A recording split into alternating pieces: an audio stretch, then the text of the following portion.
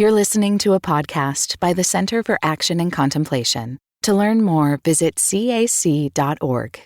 Hi, everybody. I'm Jacqui Lewis, and this is Love Period, a podcast about how to love ourselves, our posse, and the world fiercely, on the way to making the world better. My guest today is Father Richard Rohr. He's the founder of the Center for Action and Contemplation, a Franciscan, a priest, and my friend. I hope you enjoy this conversation. I am so excited today to have with me my friend, Father Richard Rohr. Richard, welcome. Well, it's so delightful. I mean that sincerely. We've worked together too many times now not to be relaxed with one another. Thank you. It's a joy. How have you been feeling? How are you doing? You know, I think I'm okay. My cancer is in remission, and Yay! at my age, that's something to be grateful for. Yeah. So I just take my little nap the middle of the day. As long as I have my little nap, I'm okay. You're good to go. Richard, you're in the desert, and I wonder what it's been like for you this whole year where so many things shut down. Did you have a different feeling about COVID being kind of already living in a hermitage? And, what was that like for you? That's it. I was prepared for it. Mm-hmm. You're seeing almost the whole of my little house right here. So I was used to living as a hermit. I mean, that's a misnomer, really. I'm mixing with people, but at least it tells people that I'm not going to accept every social invitation that comes my way. So I try to protect a certain amount of quiet. And it really did make the pandemic year easy and even good, because I didn't have to apologize for it, Yeah. I'm not coming and I'm not apologizing.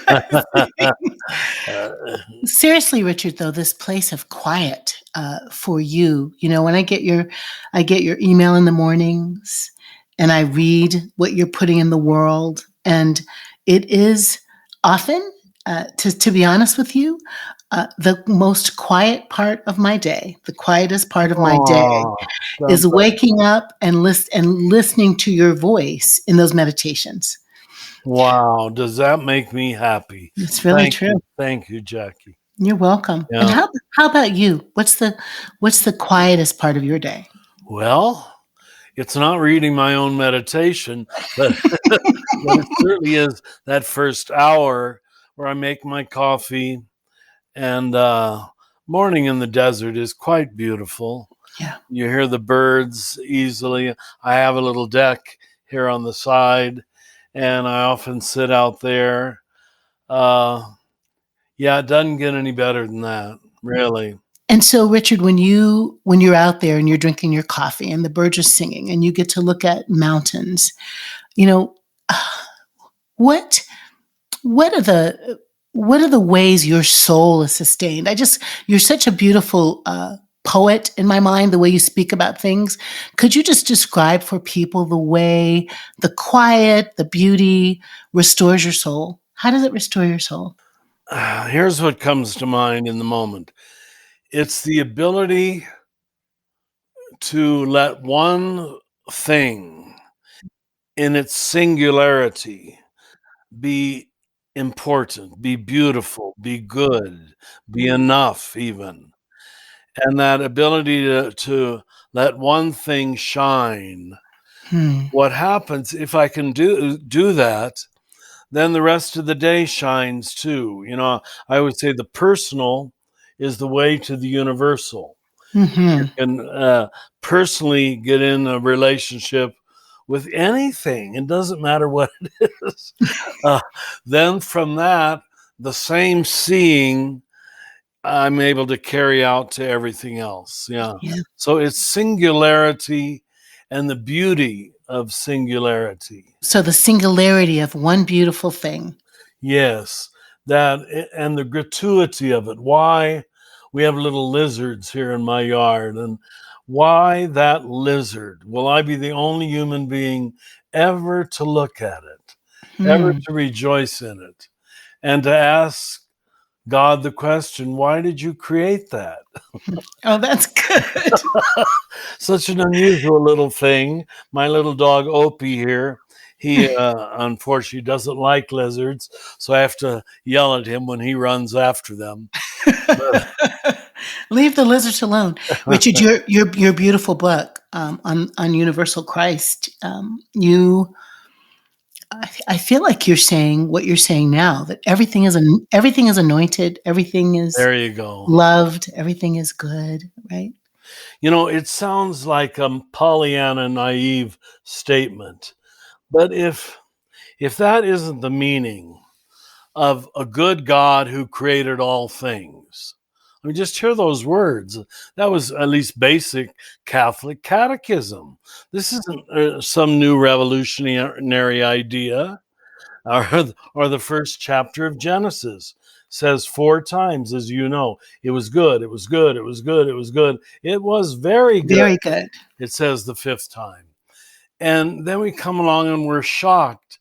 I think, Jacqui, this gave the human ego an out to decide who was good and who wasn't good, what was sacred and what wasn't sacred.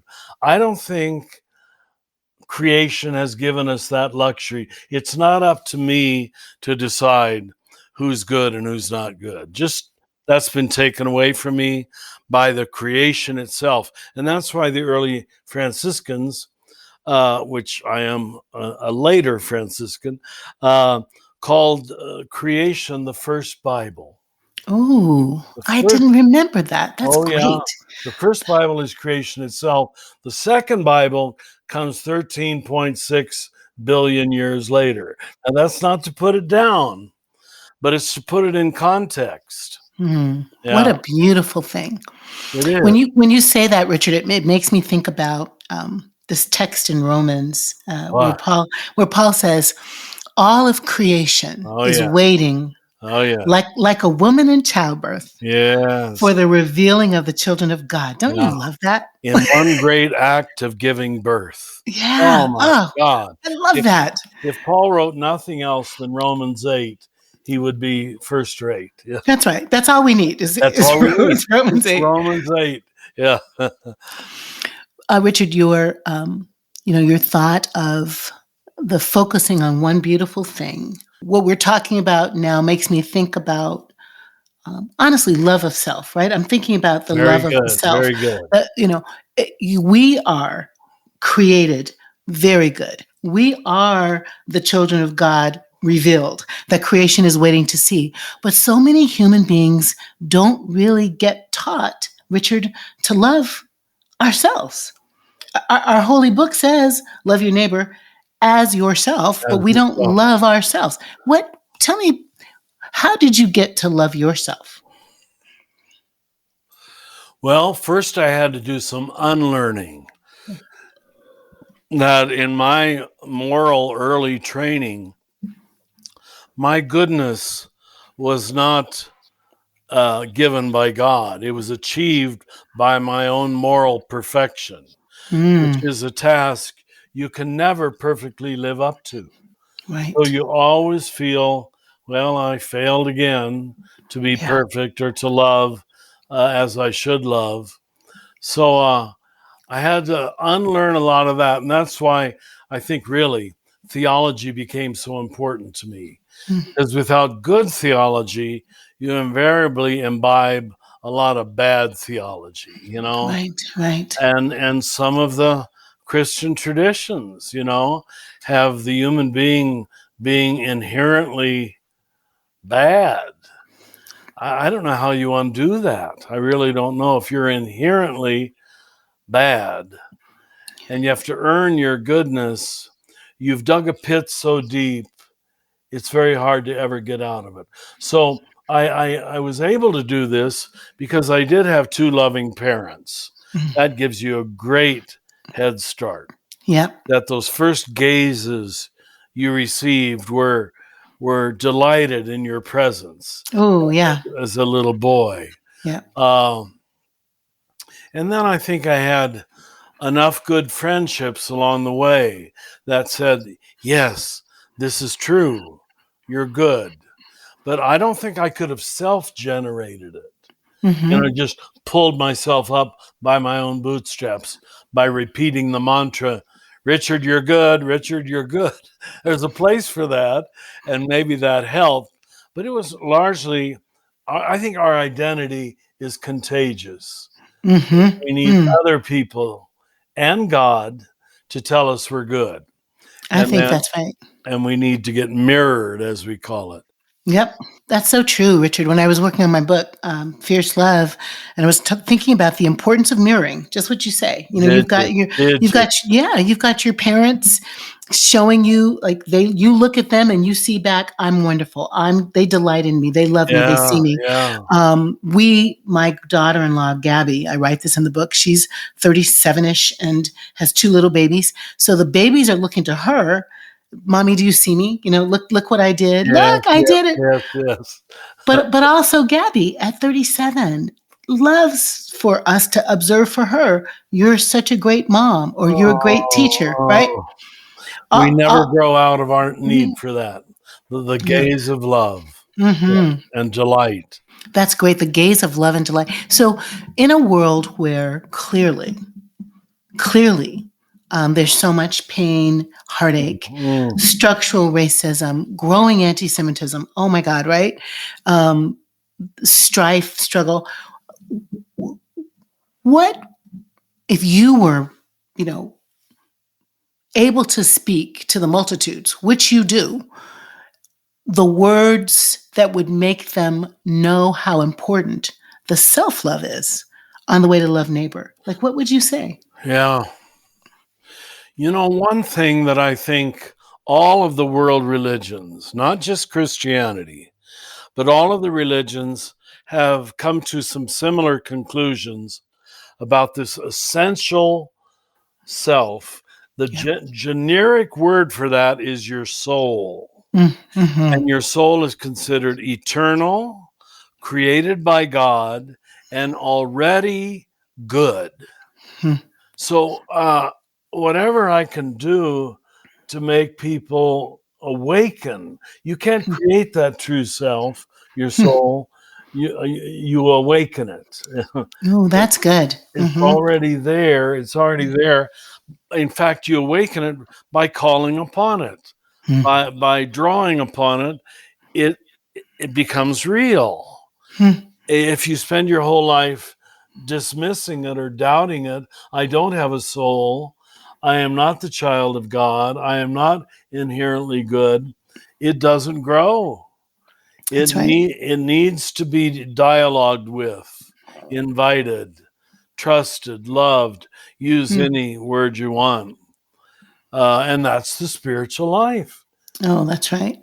That's right. Is that dialogue with yourself, which another word for that is prayer, of course. Of course, yeah. Richard, has there ever been a time once you got free of, let's say, the bad theology, or has there ever been a time when you lost the sense of loving yourself and had to regain it, get it back? I would say many times, where I've gone just for months even, usually when I was filled with myself, filled with my own importance or grandiosity, or like I would this is embarrassing to admit, but in the last months before my ordination, it's like a giggly girl before her wedding. It's like I was going to be ordained, but I was thinking all about myself. What do my family want, and what is the setting, and will the bishop give a decent sermon, which he didn't. Oh, no. And then it was only when in the quiet after it all, I haven't been present to God at all the last few weeks. I've just been self-preoccupied. So you lose it, and it's like forgetting an earlier love affair. Yeah. How did I lose that? It was so good. So what was the path back, Richard? What was the path back? Again, something had to make me touch upon the magic, Mhm, the intimacy, the maybe it was a need for mercy or forgiveness mhm, mhm, or self forgiveness. Very often, uh, yeah, it had to be a moment of gratuity, of grace, mhm, that was undeserved. And hmm, then when I would sit in that undeservedness, hmm, say, why? Why did she smile at me? Why did he do that for me? mhm. Uh, the gratuity of life would always pull me back. Oh, that's so good. Yeah, That's so good. I hope. That's so good. That's so helpful. So this is a question I ask a priest, right? We I'm always thinking about that love of neighbor, love of self. You said it also. In community, we are who we are. Our identity is being made in community. People mirror to us who we are. And Yes, we yes, and Richard, those of you who serve in the Catholic priesthood have a different kind of intimate community than some of us who marry yes, and yes, raise kids. Could you just say a little bit about how your posse, how your yeah. community shows up for you as love? How does that show up for you as love? Do you have an hour?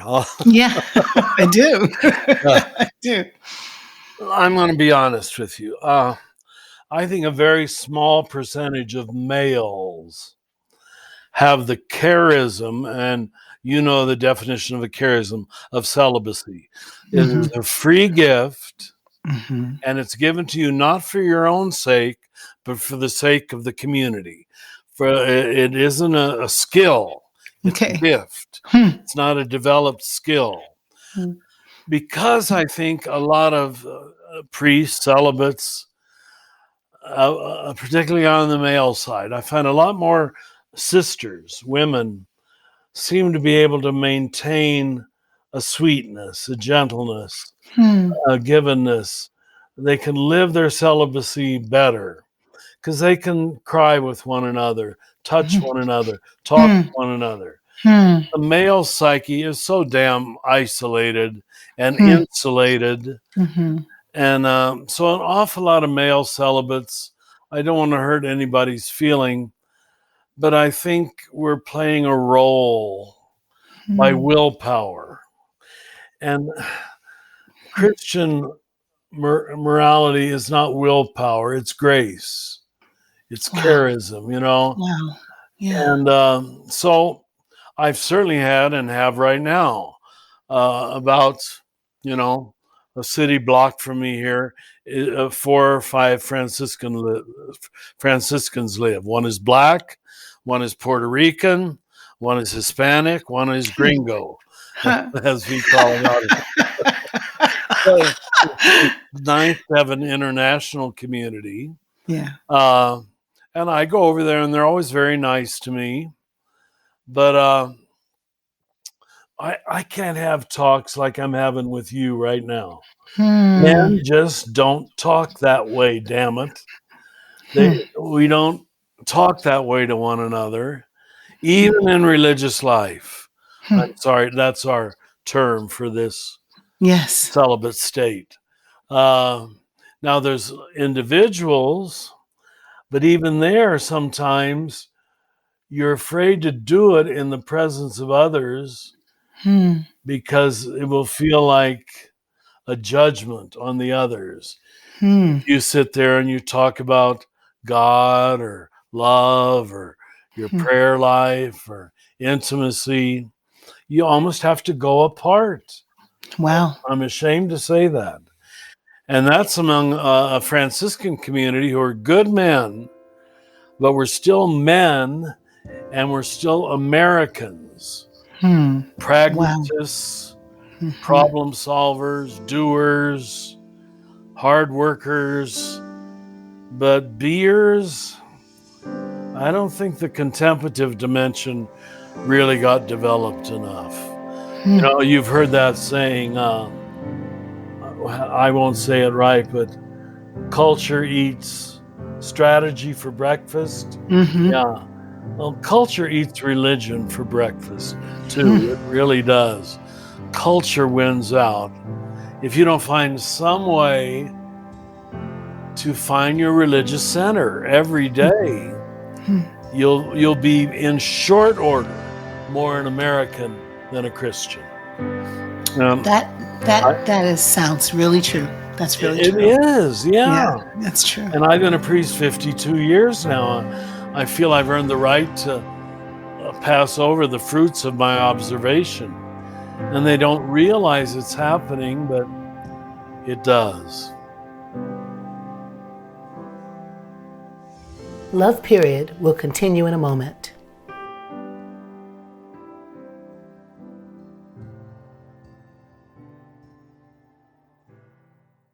Many of us feel increasing anger at injustice, violence, and indifference in our world today. Join us March 14th for What Do I Do With My Anger? An online gathering featuring Richard Rohr and Brian McLaren. Learn ways of transforming anger into loving action. Inspired by Father Richard's new book, The Tears of Things. Register today at cac.org/anger. That's cac.org/ANGER. What's your prayer for your posse of priests? What's your prayer for these religious men, or the spiritual men, or just the men who are Christians in America? What would you hope that men would find, Richard? As you know, I gave those initiation rites up here at Ghost Ranch for many years, male initiation rites. And the first day of historic initiation was helping the young male die to his natural egocentricity. As long as this separate, superior self is in charge, you'll never be a spiritual person. You'll play the game of religion, you'll do the works of religion, but the real inner journey doesn't happen. So until there's been some kind of major death to the ego, I don't know how else to say it. It'll happen in your life, usually more toward the middle of life. But a major failure, humiliation, loss of job, loss of partner, failure of marriage, death of a child, they're all horrible things to imagine. But then this thing that we take is so important, shows its fragility, Yeah. shows its unimportance, Yeah. that it can be shaken that much. Yep. And those are the only wise people I know. Now, that's your initiation rite. You didn't have to go through the 5-day experience I created, but just let life initiate you. And that only happens if you're listening. Let life initiate you. Let Richard, life, yeah. that should be on a t-shirt. Yeah, well, it should. Now, you'll understand this. Women didn't have initiation rites historically. In all the cultures of the world, they had fertility rites and puberty rites, which served a completely different function. That was to tell the young girl, usually around the time of her first menstruation, what this seeming dying of her body, this bloodletting, meant. Right. Now, if she had a good mother or women in her family to tell her, they told her your body is a spiritual place where life is created. And everything was to give her body dignity in a fertility rite. Don't give it away to the first boy who wants it. It's more important than that. So do you see the difference? The male fertility initiation rite pulled the boy downward into death. It pulled the girl upward into self-confidence. Wow. They serve completely different functions. And I'm going to make a grand statement here. Many will consider an overstatement.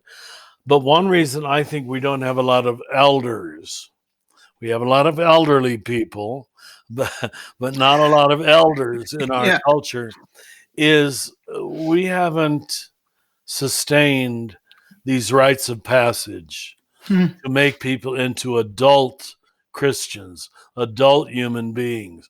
In other words, to use my language here, we haven't told males to step down a few notches, and we haven't told women to step up a few notches. If you think Hmm. that's just my modern psychology, I used to have the men do this.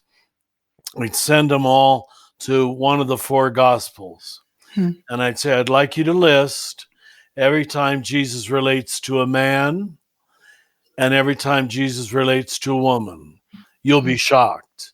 Hmm. He's always doing exactly that. He's telling men to come down out of the tree, as it were, or, That's good. or to get off their thrones, Yeah. even the 12 apostles. But again and again, he's telling the woman, go in peace. Your faith has made you whole. Hmm. Wow. Oh, I love that. Isn't it? I mean, it's there. It's That's there right there. in the Yeah. four gospels. Yeah. Yes, it is. But we didn't see it. One of my favorite Jesus encounters with the women is the Canaanite woman, or the, Oh, yeah. where she basically is like, I need you to heal my kid. And he's like, Yeah. this is not for you. It's not for the dogs. And she's like, yeah, even the dogs deserve the crumbs from the master's table. I think to myself, if the gospel writers were trying to do really great publicity on Jesus, they would have left that story out. But in fact, it's excellent publicity about Jesus, right? Go ahead. Willing to have a tough conversation and willing to change his mind. And Hallelujah. apologize. And apologize. Yeah, Exactly. yeah. Yeah. Yeah. You have a male authority figure Yeah. apologizing to a pagan, as they would have thought, Exactly. That's right. inferior woman. So That's the right. stage is set for Jesus to admit he was wrong and Yep. to admit she was right. Yep. Yep. And therefore to increase his tribe. There Right? you go. Which is Nice way to say it. Nice way to say it. a part of what I'm doing in this book here is like the third piece of this is like, how do we love each other so that we increase our tribe? So that, Richard, you and I know that we're inextricably connected, as we are with the woman in the hijab, as we are with the teenager who thinks they're trans. We are all each other's people. Wouldn't that make the world better? Oh my, it's the only way out. Right? It's the only way out of the entrapment that we're in.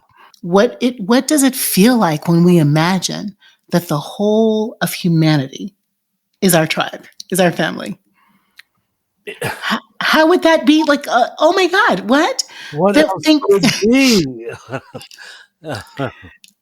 I remember being, fascinated by Dr. King's, we're inextricably connected, I think he says. And he says, I can't be fully who I am until you're fully who you are. And he's talking about this Ubuntu thing, this, Yes. South African Zulu sense of what humanity means. Richard, where do you experience that kind of inextricable connection most in your world? I think with people who are humble, people who don't assume they're better, are right all the time, are on top, and who need to put others down. I just lose heart when I'm around them. I want to say, why are you doing this to yourself and to others? And then you'll meet a little humble, like a Down syndrome child, smiling at everybody, And then I know why Jesus talked about placing a little child and saying, this is it. Yeah. It can't depend upon sophisticated morality or sophisticated doctrine. It's just simple beingness. Yeah. And often people who can communicate that simple beingness are people who've been told they're unimportant because they can't hang on their laurels, you know. Mm-hmm. They expect to be rejected. Now, I'm not encouraging us to treat people that way by any means, but so often they're the ones who are the easiest to talk to, the easiest to be around. And I'm sure that's what Jesus meant in Matthew 25 when he talks about the least of the Yeah. brothers and sisters. Yeah. Yeah. I think that's right. That's right. And it isn't the least because, they're conscribed to that. No. Human, Yeah, human brokenness causes us to treat each other that way. But I do that's think you're right that there's something that happens on the margins, something that right. happens on the border Yeah. where people cultivate something precious that is a lesson for all of us about how we can survive and thrive together. Does that Survive and resonate? thrive. I like the expression. Yes. Yeah. We're trained to admire the person at the top Hmm. when, I mean, the counter cultural message of Jesus is exactly the opposite, you know, That's right. to look at the person on the bottom and learn from them. Yep. That's Uh, true. well, it is true. It really is. Yeah. There's a Alice Walker Oh, yeah. the kind of womanist definition. I'm always thinking about the way she says, our tribe is, all the people like yellow and brown and black and red. They're all our cousins. And I do find, Richard, a kind of, I'm distressed some days about uh, the picking of sides, the choosing of teams, the contest all the time, the contest in the public square for who's best, who's smart, who wins. And you can't say, you know, oppressing Palestinians is wrong without somebody saying, well, that's anti-Semitic. As opposed, Exactly. right? Yeah. As opposed to the full-throated support of Jews and Palestinians That's right. and who are children of God, the full-throated That's support, right. right? Yeah. Of blacks and Asians and Latinos, right? And indigenous people and white people, the full-throated support. So we're not in some kind of oppression Olympics, but that we are really standing up for each other's dignity, right? And worth. That's my dream. Unless you love everybody, you really don't know how to love anybody. In other words, love Mm, has not overtaken your heart and your being. But right. once it has, you see that everything deserves it. Maybe Everything. I for love that. different reasons or in different ways. Yep. But as I said before, it's not up to us to pick and choose That's right. what deserves love, or we wouldn't come in as deserving ourselves. I think. Amen. At least I wouldn't. Yeah. I wouldn't either. I think Alice Walker writes beautifully, maybe in The Color Purple. I think she might have said, I realized that if I cut a tree, I would bleed. Isn't that Ooh, beautiful? that's it, of course. Wow. Yeah, it's But see, beautiful. that's mystical, what we call non-dual knowing. Now, that's Mm-hmm. a big word, I know. But let me describe it real simply. You were right onto it a moment ago. Most people think what it means to think Mm-hmm. is to be given two alternatives: Mm-hmm. Republican, Democrat, Mm-hmm. male, female, black, Mm-hmm. white, pick Mm-hmm. the biggies, and there make a choice. And you Mm-hmm. think, I mean, it's so stupid. Why can anybody believe it? That I choose one side and dismiss the other as wrong, inferior, inadequate. That's what all mystics know is not true. Why Mm-hmm. would that be smart? Mm-hmm. And people spend the rest of their life defending one side of the equation. And Right. this equation shows just endless forms: rich, poor, handicapped, non handicapped. There's Mm-hmm. always those who deserve it Yeah. and those who my eye says don't deserve it. Right. It gives me a false sense of control. Right. But here's the easiest thing to say: you'll never be happy. You'll Hmm. never be happy, because half the world is a disaster, and That's it's true. your job to fix it, to change it, or to kill it. Ooh. Yeah, or to kill it. Hmm. These are the genocides of history. Wow. Richard, what do you know for sure about love? This must be a cliche, but I know that when I give it, it bounces back to me. Now, that makes it a not very virtuous act, it seems. Who wouldn't do it if it's going to come my way? Yeah. But if I wait for it to be given to me first, Hmm. I don't know that I'll know how to receive it when it comes. Hmm. But if I give it gratuitously, unearned, Hmm. you can just see how it unnerves the other party or the other person. Yeah. Where did that come from? Hmm. Where did that kindness or caring come from? And they almost don't know how to switch gears for a Yeah. few moments. You got to give them time to switch gears. But 9 times out of 10, they will. At least they'll soften their tone. Mm-hmm. And as long as you don't publicly humiliate them, people got to People maintain. don't like that. Yeah. No, they like their dignity, and so grant them their dignity.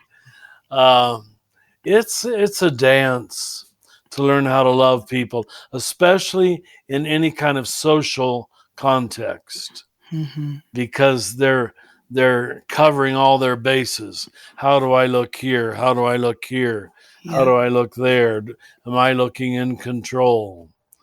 Um, I don't know how else you learn that, and you know this better than I. By year, Opie, there's a dog in the front yard, sure enough.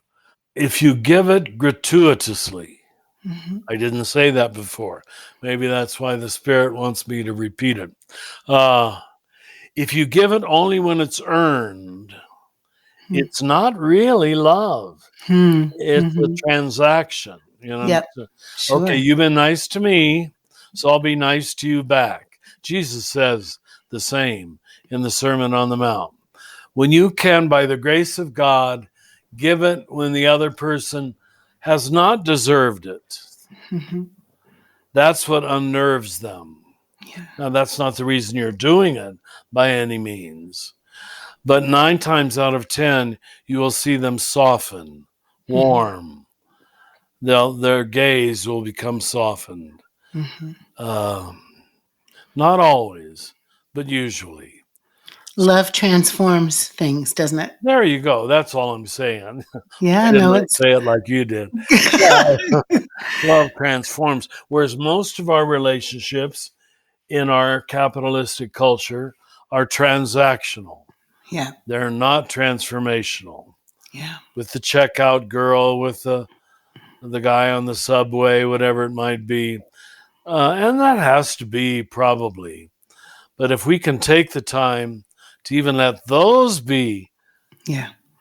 moments, just little moments of intimacy or kindness or Yeah. niceness or going the extra mile, Right. we've saved a soul Amen. on some level, on some That's level. right. Yeah. That's right. Yeah. Richard, I am so excited that at the end of my sabbatical in September, I get to come and be with you Yes. at the Conspire conference. Yes. Isn't that wonderful? Well, it really is. We started those 7 years ago to communicate what they called the 7 major themes that we taught here at our living school. Yeah. And this is the final summary one. So that's Wow. why we had to have you come and talk at it. Well, I'm excited. When I saw the title, I mean, every time I've seen conspire, and I haven't been able to come, but the conspire, like the root of the words, right? To breathe with. Breathe right? with. You got To it. breathe with. Oh my God, the final Breathe With conference that is happening September 24 to 26. Richard's going to be there. I'm going to be there. Barbara Holmes, I love Barbara, is going to be there.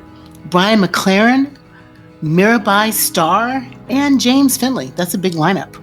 Yeah. So here we are with all of these amazing teachers gathering together in September 24 to 26, y'all who are listening. And we just really want you to be able to go to cac.org where you can get your ticket for the final Breathe With Conspire Conference with Father Richard Rohr. And the theme is living inside God's great story. Yes, the big story. How do we want to miss that? We don't. We don't. Yeah. Yeah. So go to cac.org and get your tickets. You can hang out with me and Richard and this amazing lineup of teachers. Unfortunately, it's still online. We just couldn't reserve the convention center at this late date. So that's okay, because if it's online, it'll still be wonderful. You can like conspire in your pajamas. I mean, there you go. Who doesn't want to do that? So, we hope to see you there. Father Richard Rohr, my priest, my friend, thank you so much for this conversation today. Well, you're just a delight. Thank you. Make sure you tell everybody I'm a delight. It was no burden whatsoever. It's a joy to talk with you always. Jacqui. Thank you so much. Delight to talk with you. Thank you. Love is flowing through you. God bless you. Love Period is Corey Pig, Paul Swanson, Izzy Spitz, Sarah Janzak, Jenna Kuiper, Sarah Palmer, Nicholas Kramer, and I'm Callista Brewster. This podcast is produced by the Center for Action and Contemplation, which is located in the heart of New Mexico, thanks to the generosity of our supporters. We also have other podcasts you might like. You can find those wherever you like to listen by searching for Center for Action and Contemplation, or visit us at cac.org to find out more about our other programs. From the high desert of New Mexico, we wish you peace and every good.